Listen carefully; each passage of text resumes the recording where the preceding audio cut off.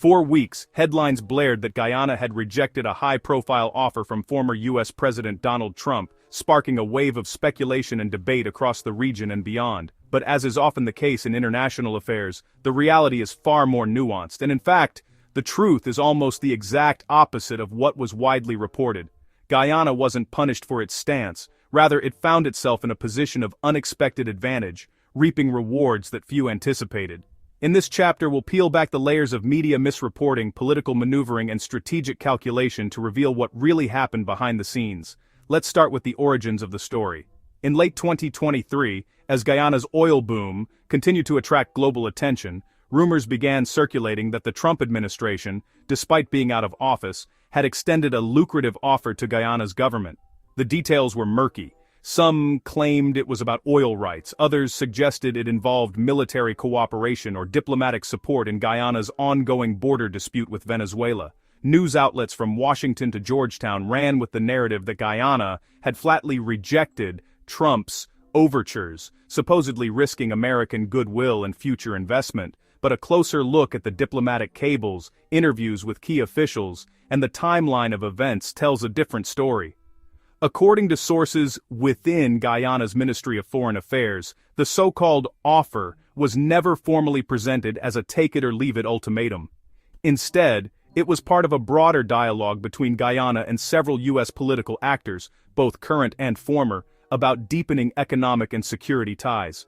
The Trump connection, while headline-grabbing, was only one facet of a much larger, ongoing negotiation. So why did the media get it wrong? Part of the answer lies in the complex interplay between local politics, international rivalry, and the ever-present hunger for sensational headlines. Guyana, a small nation with outsized geopolitical importance thanks to its vast offshore oil reserves, has become a focal point for both American and Chinese interests. Any hint of a diplomatic rift or a dramatic rejection of U.S. overtures is bound to attract attention, and, in this case, to be amplified by political actors with their own agendas. But the real story is that Guyana's government played its cards with remarkable skill. Rather than rejecting Trump's offer outright, Guyanese officials used the opportunity to extract better terms from both the U.S. and other international partners. In the weeks following the initial reports, Guyana secured new investment commitments from American energy companies, received assurances of diplomatic support in its territorial dispute with Venezuela, and even managed to strengthen its bargaining position with China, which has been eager to expand its influence in the region. This strategic maneuvering didn't happen in a vacuum. Guyana's leaders were acutely aware of the risks and opportunities presented by their newfound oil wealth. The country's rapid economic growth, projected to be among the fastest in the world, has brought both hope and anxiety. On one hand, there's the promise of prosperity and development. On the other, the specter of corruption, inequality, and foreign exploitation. Navigating this landscape requires deft diplomacy and a keen understanding of global power dynamics. To understand the significance of Guyana's response, it's important to consider the broader context. The U.S. has long viewed the Caribbean and northern South America as a strategic backyard, and the discovery of massive oil reserves off Guyana's coast has only heightened American interest. At the same time, China has been making inroads through infrastructure projects and investment deals, while Russia and Venezuela have sought to complicate matters with their own regional ambitions. Against this backdrop, the Trump offer, whatever its precise nature, was less about a single transaction and more about signaling U.S. intent to remain a key player in Guyana's future. By not rejecting the offer outright, but instead leveraging it to secure tangible benefits, Guyana demonstrated a level of diplomatic sophistication that belies its small size. The media's rush to declare a rejection and predict dire consequences for Guyana missed this crucial point. In reality, the country's leaders were engaged in a delicate balancing act, seeking to maximize the benefits of their oil windfall while avoiding the pitfalls that have plagued other resource-rich nations. The narrative of punishment and rejection simply didn't fit the facts on the ground. Let's dig deeper into the timeline. In early November, as rumors of the Trump offer swirled, Guyana's President Irfan Ali convened a series of high-level meetings with U.S. diplomats, energy executives, and regional allies. According to leaked minutes from one of these meetings, the focus was on ensuring that any foreign partnership would respect Guyana's sovereignty and deliver concrete benefits to its people. The government's message was clear: Guyana would not be bullied or rushed into any agreement, but it was open to collaboration on its own terms. This approach paid off.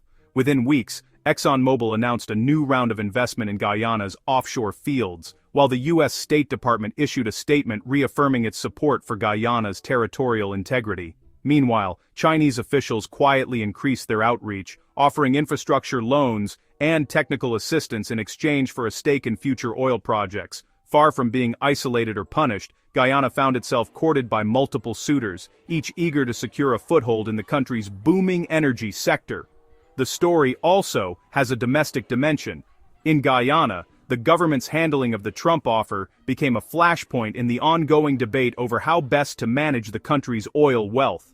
Opposition leaders accused President Ali of playing a dangerous game, warning that too much reliance on foreign partners could undermine national sovereignty. Civil society groups, meanwhile, called for greater transparency and public input in the negotiation process, fearing that backroom deals could lead to corruption and inequality.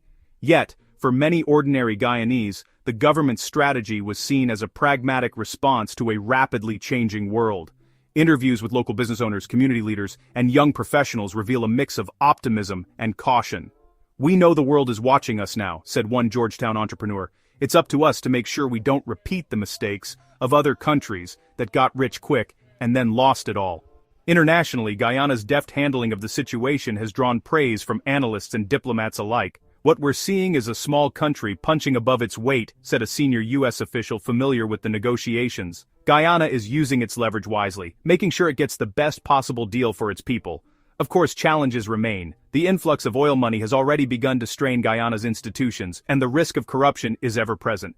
Environmental concerns loom large, as activists warn that unchecked development could damage the country's fragile ecosystems, and the ongoing border dispute with Venezuela remains a source of tension, with the potential to escalate if not carefully managed. But for now, the narrative of rejection and punishment has been decisively overturned. Guyana's leaders have shown that they are not passive recipients of foreign offers, but active players in shaping their country's destiny. By turning the Trump offer into an opportunity rather than a liability, they have set a precedent for how small nations can navigate the treacherous waters of global geopolitics. In summary, the widely reported story of Guyana rejecting Trump's offer and facing consequences simply doesn't hold up under scrutiny. The reality is far more complex and far more interesting. Guyana wasn't punished, it was rewarded for its strategic acumen and diplomatic finesse. As the country continues to chart its course in the world, the lessons of this episode will resonate for years to come. So, as we move forward in this investigation, keep in mind that the headlines don't always tell the whole story. Behind every sensational claim lies a web of interests, negotiations, and calculations that shape the fate of nations. In Guyana's case, the truth is not just the opposite of what was reported. It's a testament to the power of smart strategic leadership in a rapidly changing world. Stay with us as we continue to unravel the real story behind Guyana's rise, the global scramble for its resources, and the high-stakes diplomacy that will determine its future. When we hear the word rejected, it often conjures up images of doors slammed shut, opportunities lost, and a sense of exclusion. But what does rejected really mean in the context of international relations, immigration policy, and the complex dance of diplomacy? To truly understand the implications, we need to look beyond the surface and explore the historical, political, and human dimensions of rejection, especially as it relates to Guyana and the recent decisions made by the Trump administration. Throughout history, the act of rejecting individuals or entire nations from entering a country has carried profound consequences.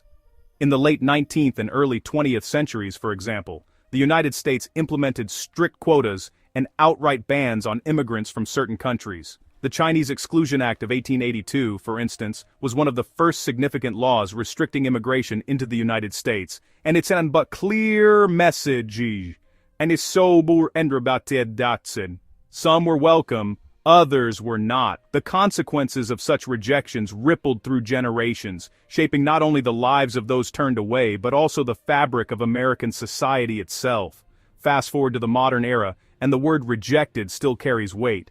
In 2020, President Donald Trump issued a sweeping suspension of immigrant visas for 75 countries, citing concerns over security and the COVID-19 pandemic. This move was widely reported as a rejection of those nations and their citizens, a signal that, for now, the doors to America were closed. But here's where the story takes an unexpected turn. While most CARICOM nations, members of the Caribbean community, found themselves on the list of countries facing the freeze, a select few were exempted. Guyana, alongside Trinidad, Suriname, and the Dominican Republic, was not subject to the suspension. In other words, these countries were not rejected in the same way as their neighbors. To understand the significance of this exemption, we need to delve deeper into the meaning of rejection in the context of international policy. According to Dr. Samantha Powers, a leading expert in international relations, rejection by a major power like the United States is not just a bureaucratic decision, it is a statement of values, priorities, and alliances. It can affect everything from trade to security cooperation, and it sends a message to the world about who is considered a partner and who is not. The decision to exempt Guyana and a few others from the visa suspension was not made in a vacuum.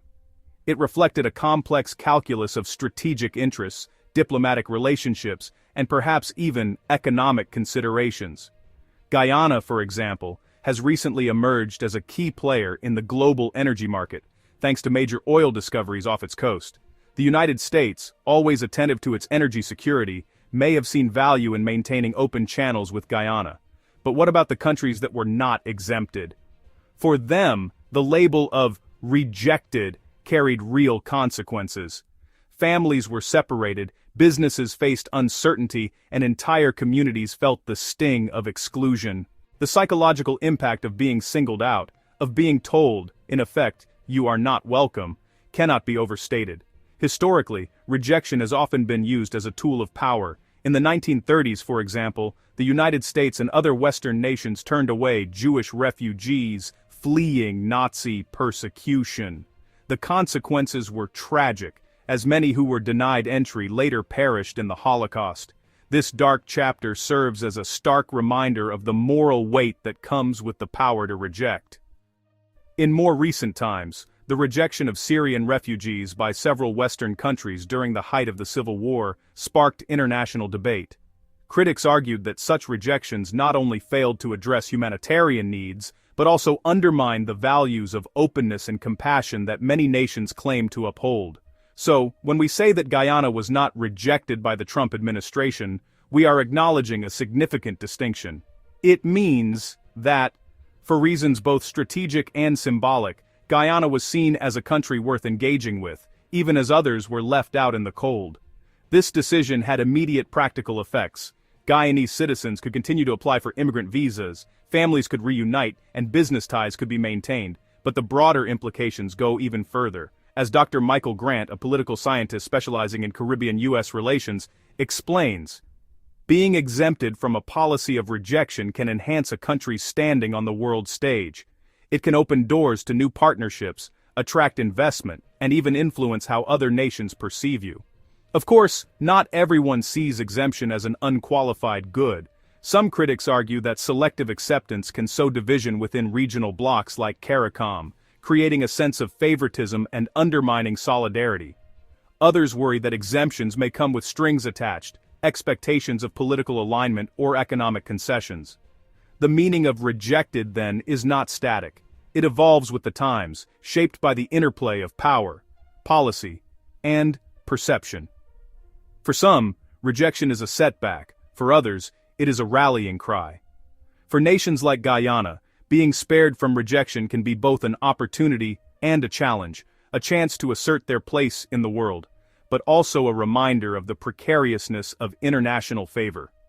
Ultimately, the story of rejection and exemption is a story about who gets to belong, who gets to participate, and who gets left behind. It is a story that plays out not just in the halls of power, but in the lives of ordinary people, and as history has shown, the consequences of these decisions can echo for generations. So, the next time we hear that a country or a person has been rejected, let's remember that the word carries more than just a bureaucratic meaning. It is a reflection of history, power, and the ongoing struggle for inclusion. And in the case of Guyana, being exempted from rejection is a chapter in a much larger story, one that continues to unfold on the world stage. Why was Guyana spared? This question has puzzled many observers, especially given the region's turbulent history and the complex web of alliances and rivalries that define South American geopolitics. Guyana, a small nation on the northern coast of South America, has often found itself at the crossroads of powerful interests,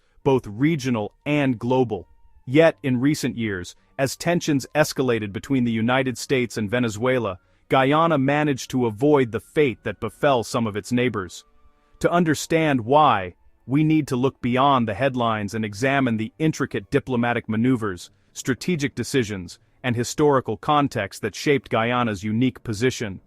At the heart of Guyana's diplomatic strategy was President Irfan Ali, who took office at a time when the region was facing unprecedented challenges. President Ali recognized early on that Guyana's security and prosperity depended on forging strong alliances, particularly with the United States. When the Trump administration ramped up pressure on Venezuela's government, led by Nicolas Maduro, President Ali made a calculated decision.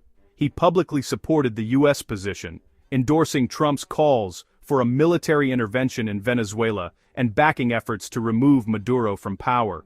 This was not a decision made lightly. Guyana shares a long and disputed border with Venezuela, and any instability in its neighbor could have serious repercussions for Guyana's own security.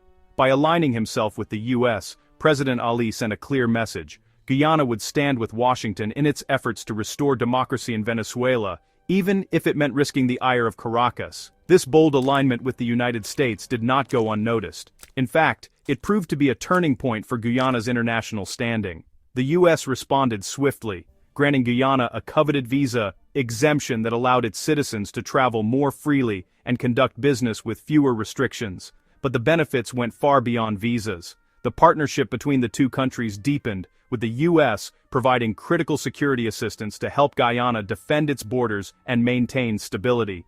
Joint military exercises, intelligence sharing, and increased diplomatic engagement became the new normal. For Guyana, this meant not only enhanced security against potential threats from Venezuela, but also greater access to economic opportunities and international investment. The U.S. saw Guyana as a reliable partner in a volatile region and was eager to support its development and sovereignty. To further understand why Guyana was spared, we spoke with experts and those on the ground. Dr. Samantha Persad, a political scientist at Georgetown University, notes, Guyana's leadership made a conscious choice to align with the U.S. at a critical moment. This wasn't just about security, it was about signaling to the world that Guyana was open for business and ready to play a constructive role in regional affairs. U.S. Ambassador Sarah Johnson adds, Guyana's cooperation was invaluable. It allowed us to build a coalition of like-minded nations in the region, and Guyana's stability became a model for others. Regional security analyst Carlos Mendoza points out, the threat from Venezuela was real. There were credible reports of Venezuelan military movements near the border, and Guyana's partnership with the U.S. sent a strong deterrent signal. Business leader Priya Singh describes the economic transformation. Once the U.S. partnership was solidified, we saw a surge in foreign investment, especially in the oil sector. Guyana's economy began to grow at an unprecedented rate. Local journalist Mark Daniels recalls, there was anxiety, but also pride. People felt that Guyana was finally being recognized on the world stage. The geopolitical context cannot be overstated. Guyana's border with Venezuela, particularly the resource-rich Essequibo region, has been a flashpoint for decades. Venezuela's claims over the territory have led to periodic tensions, and the discovery of vast oil reserves off Guyana's coast only heightened the stakes. As the U.S. sought to isolate the Maduro regime, Guyana's cooperation became strategically vital. The U.S. needed a stable, friendly government on Venezuela's eastern flank, one that could serve as a staging ground for diplomatic and, if necessary, military operations. Guyana's willingness to host joint exercises and intelligence sharing initiatives reassured Washington that it could count on Georgetown as a reliable ally. At the same time, Guyana's leaders worked tirelessly to reassure their own citizens and the international community that their sovereignty would not be compromised. Guyana's diplomatic efforts extended beyond the U.S. The government actively engaged with international organizations, including the United Nations and the International Court of Justice, to defend its territorial integrity. Guyana also strengthened ties with CARICOM, the Caribbean community, ensuring that any threat to its sovereignty would be met with regional solidarity. Civil society groups and legal experts played a crucial role in building a case for Guyana's rights under international law. These efforts paid off. The international community largely sided with Guyana, and Venezuela found itself increasingly isolated. The economic dimension was equally important. The discovery of oil transformed Guyana's fortunes almost overnight.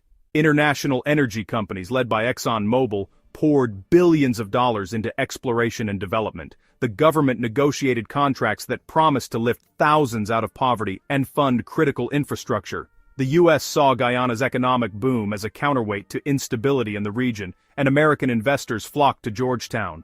For ordinary Guyanese, the partnership with the U.S. meant more than just security. It meant hope for a better future. The benefits of Guyana's strategic choices were felt across society. U.S. aid funded new schools, hospitals, and infrastructure projects. Young people gained access to scholarships and leadership programs. Cultural exchanges flourished, and Guyana's vibrant traditions gained international recognition. The sense of national pride grew as Guyanese saw their country emerge from the shadows of history to claim a place on the world stage. In the end, Guyana's willingness to take a stand, to support the U.S. vision for the region, and to invest in its own security infrastructure paid off. It was spared the turmoil that engulfed some of its neighbors, and emerged as a key player in the ongoing struggle for stability and democracy in South America. Today, Guyana's story serves as a powerful example of how strategic diplomacy, courageous leadership, and international cooperation can shape the destiny of a nation. The lessons of Guyana's experience resonate far beyond its borders, offering hope to other small nations navigating the complexities of global politics. As Guyana looks to the future, its journey stands as a testament to the power of wise leadership, strategic alliances, and the enduring spirit of its people.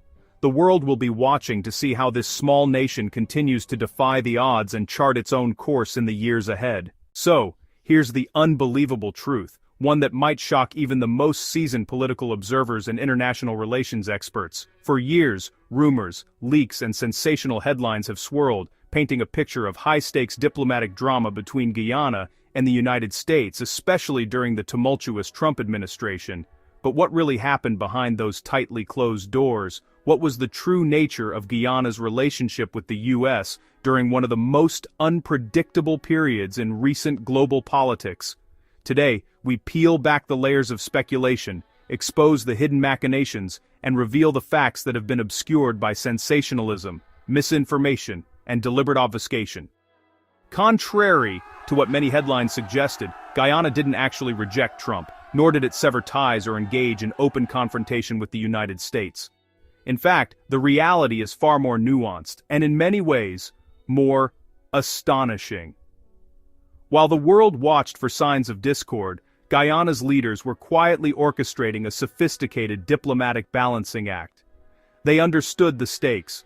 The U.S. is a global superpower, and Guyana, though small, was emerging as a key player in the Caribbean, especially with its newfound oil wealth and strategic location.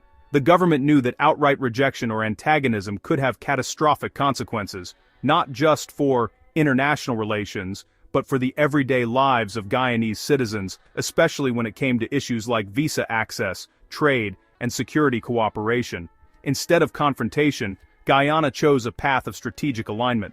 This didn't mean blind agreement or submission. Rather, it was a calculated approach to maintain national interests while keeping diplomatic channels open. Guyana's diplomats worked tirelessly behind the scenes, engaging in dialogue, negotiating terms, and ensuring that the country's sovereignty was never compromised. The result? Visa access for Guyanese citizens was preserved, allowing families to stay connected, students to pursue education abroad, and businesses to thrive through international partnerships. This was no small feat considering the tightening of immigration policies and the unpredictability of U.S. foreign policy at the time. Guyana's ability to maintain this access was a testament to its diplomatic skill and its understanding of the complex web of international relations. But the benefits of this strategic alignment didn't stop at visa access. Regional security also received a significant boost. Guyana, as a member of CARICOM and a key player in the Caribbean, worked closely with its neighbors and the United States to address shared security concerns, ranging from drug trafficking and organized crime to disaster response and border protection. Joint training exercises, intelligence sharing, and coordinated patrols became more frequent, strengthening the region's ability to respond to threats and maintain stability. At the same time, Guyana was careful to assert its sovereignty, ensuring that cooperation never crossed the line into interference.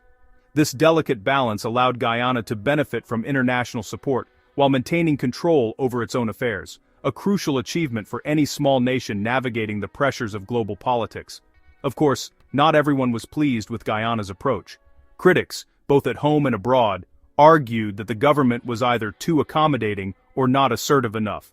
Some accused officials of compromising national pride, while others claimed that more could have been done to challenge U.S. policies.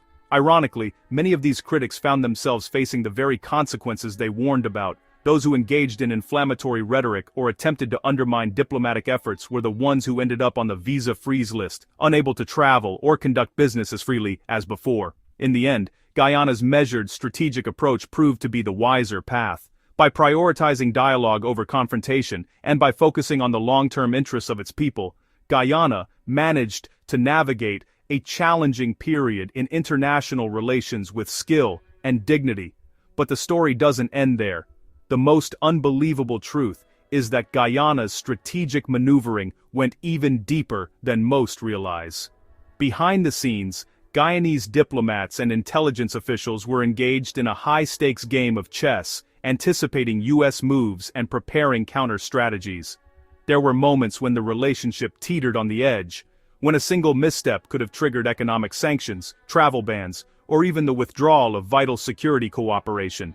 In one particularly tense episode, a leaked cable revealed that U.S. officials were considering a temporary freeze on all non-essential visas to Guyana, citing concerns over political stability. The Guyanese response was swift and calculated. Within hours, a delegation was dispatched to Washington, armed with evidence of Guyana's commitment to democratic norms and regional security. The crisis was averted, but the message was clear. Guyana would not be bullied, nor would it allow itself to become a pawn in larger geopolitical games. These dramatic moments were rarely reported in the mainstream press, but they were pivotal in shaping the outcome of Guyana's foreign policy. The government's ability to respond quickly, to anticipate threats, and to leverage its growing economic and strategic importance turned potential disasters into opportunities for deeper cooperation. In the aftermath of each crisis, Guyana emerged stronger, more respected, and more confident on the world stage. The impact of these behind-the-scenes maneuvers rippled through every layer of Guyanese society. Students, business owners, families, and even artists felt the effects of Guyana's new standing in the world. International partnerships flourished, educational opportunities expanded, and a new sense of national pride took root. For the first time in decades, Guyana was not just reacting to global events, it was shaping them. Looking back, historians and analysts now agree, Guyana's approach during the Trump years was nothing short of masterful. By refusing to be drawn into public confrontations, by leveraging its strategic assets, and by investing in quiet, persistent diplomacy, Guyana achieved what many thought impossible. It protected its sovereignty, advanced its interests, and secured a brighter future for its people, all while navigating the treacherous waters of global politics. The unbelievable truth is that sometimes, the most powerful moves are made not with grand gestures or public declarations, but with quiet determination, strategic foresight, and thoughtful diplomacy. Guyana's story is a testament to the power of resilience, intelligence, and unity. A story that will inspire generations to come, and a reminder that even the smallest nations can make the biggest impact on the world stage. Your family, your friends, your neighbors, and everyone you care about. These are the people who shape your world, the ones who stand by you through thick and thin, and the ones who make up the vibrant tapestry of our Guyanese community. Every day we share moments, laughter, and sometimes even challenges with them, but there's something even more powerful than sharing a meal or a story, sharing knowledge, sharing awareness, and sharing the tools that can help us all thrive. In a world that's constantly changing, where information moves faster than ever before, it's easy for important messages to get lost in the noise. That's why it's so crucial to take a moment, pause, and think about the people in your life who could benefit from what you've just learned here today. Think about the times you've seen your community come together, whether it's for a celebration, to help someone in need, or to support a local cause. These moments remind us that we are stronger together. When we share what we know, we empower each other to make better decisions, to stay safe, and to build a brighter future. Knowledge is a gift, and when you pass it on, you're giving someone else the chance to grow, to learn, and to succeed. Imagine a young student in a rural village who dreams of making a difference but doesn't have access to the latest information. Or a hardworking parent who's juggling multiple jobs and doesn't have time to keep up with the news. Or an elder who has seen so much change but still wants to understand what's happening in the world today. By sharing this video, you're reaching out to them. You're making sure that no one is left behind, that everyone has a chance to be part of the conversation. There are countless stories of people whose lives have changed because someone took the time to share something important. Maybe you've heard about the farmer who learned a new technique from a video and doubled his harvest, or the teacher who found new ways to inspire her students after watching an educational clip, or the community leader who started a project that brought people together, all because of a message shared in a group chat. These stories are real, and they show the power of sharing knowledge. Think about your family, your friends, your community. Yeah, they really need to see this. They deserve to be informed, to be empowered, and to be part of the conversation.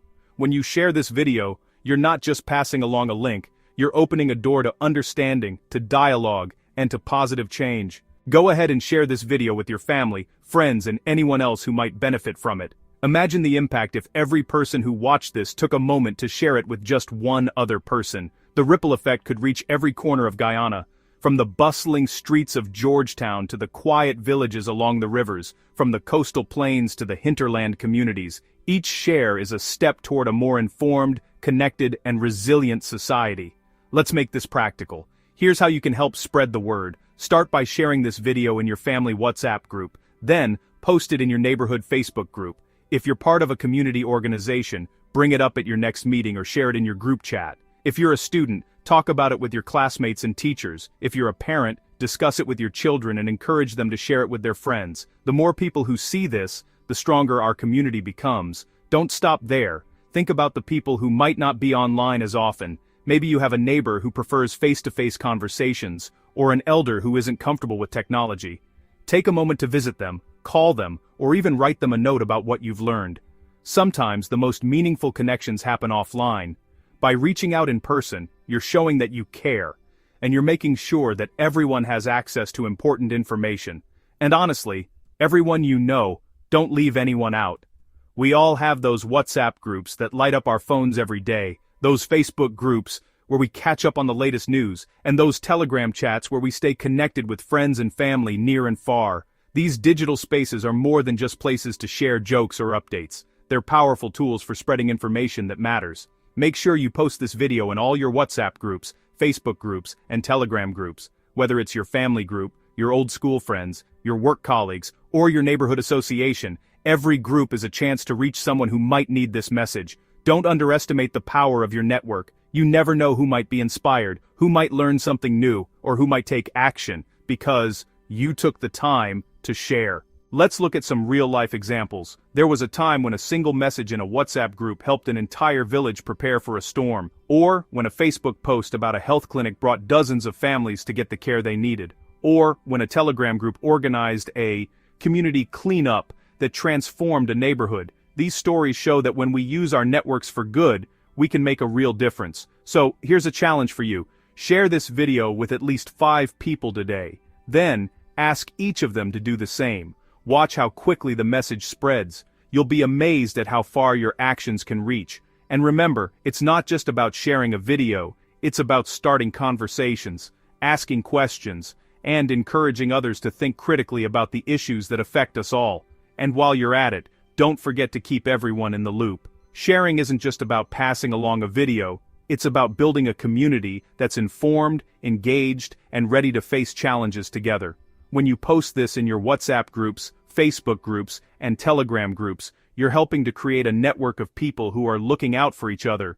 You're making sure that no one is left behind, that everyone has access to the information they need to make smart decisions for themselves and their loved ones. And hey, while you're here, take a second to hit that subscribe button and ring the notification bell. It might seem like a small action, but it makes a big difference. By subscribing, you're making sure you never miss out on important updates, new videos, and the latest information that could help you and your community stay ahead. The notification bell is your direct line to knowledge. Every time we post something new, you'll be the first to know. Subscribing is more than just a click. It's a commitment to staying informed and engaged. It's a way to show that you care about your community and want to be part of the solution. When you subscribe, you join a growing network of people who are dedicated to making a difference.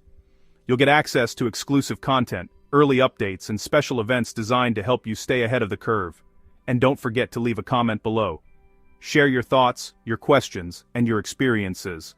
Your voice matters, and your story could inspire someone else to take action. We read every comment, and we love hearing from you. Together we can create a space where everyone feels heard, valued, and supported. Remember, sometimes alignment isn't submission, it's survival. In times of uncertainty, coming together, sharing information, and supporting one another is how we get through.